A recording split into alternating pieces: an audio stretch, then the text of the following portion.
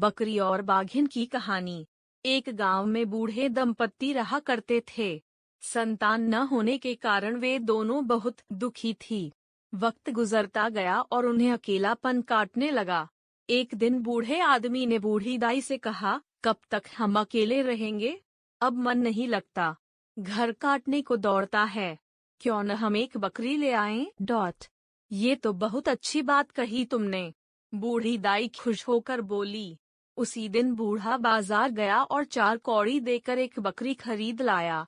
4 कौड़ी में खरीदने के कारण उन्होंने उस बकरी का नाम 4 कौड़ी रख दिया। वे दोनों बकरी के घर आने से बहुत खुश थे। उनका अधिकांश समय उसे खिलाने पिलाने में बीतने लगा। वह एक ही मात्रा कहीं भी जाते, 4 कौड़ी उनके साथ जाती। वह उनके परिवार का हिस्सा बन गई थी। लेकिन अधिक लाड़ प्यार का नतीजा ये हुआ कि 4 कौड़ी मनमानी करने लगी।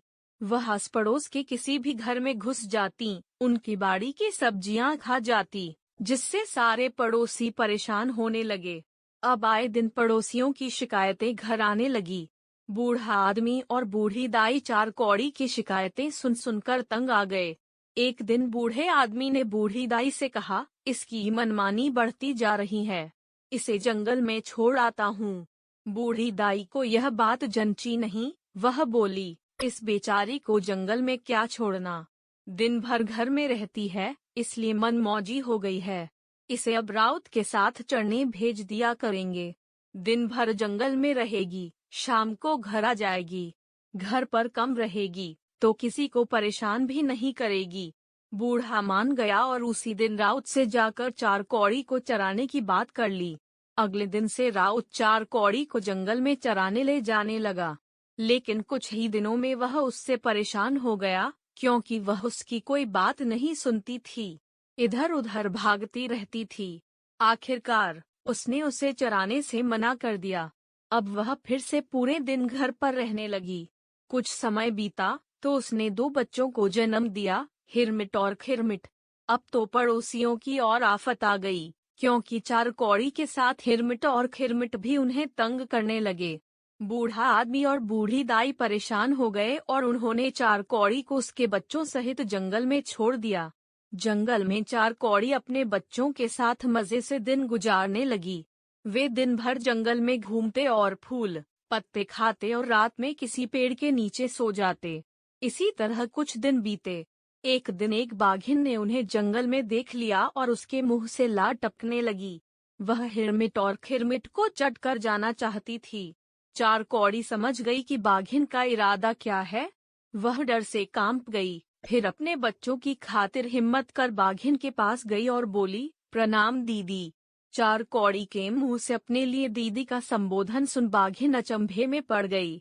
वह सोचने लगी कि इसने दीदी कह दिया, अब इसके बच्चों को कैसे खाऊं। उसने 4 कौड़ी से पूछा, कहाँ रहती हो? रहने की कोई जगह नहीं है दीदी। 4 कौड़ी बोली, चल मेरे साथ, मेरी मांद के बगल की मांद खाली है, वहीं रहना। बाघिन बोली। 4 कौड़ी हिरमिट और खिरमिट को लेकर बाघिन के साथ मांद में चली आई। वह समझ गई थी कि बाघिन उसके बच्चों को नहीं खाएगी, क्योंकि उसने उसे दीदी कहा है। वह अपने बच्चों के साथ बाघिन की मांद के पास वाली मांद में खुशी खुशी रहने लगी। लेकिन वह सतर्क रहा करती थी, ना जाने कब बाघिन का मन बदल जाए।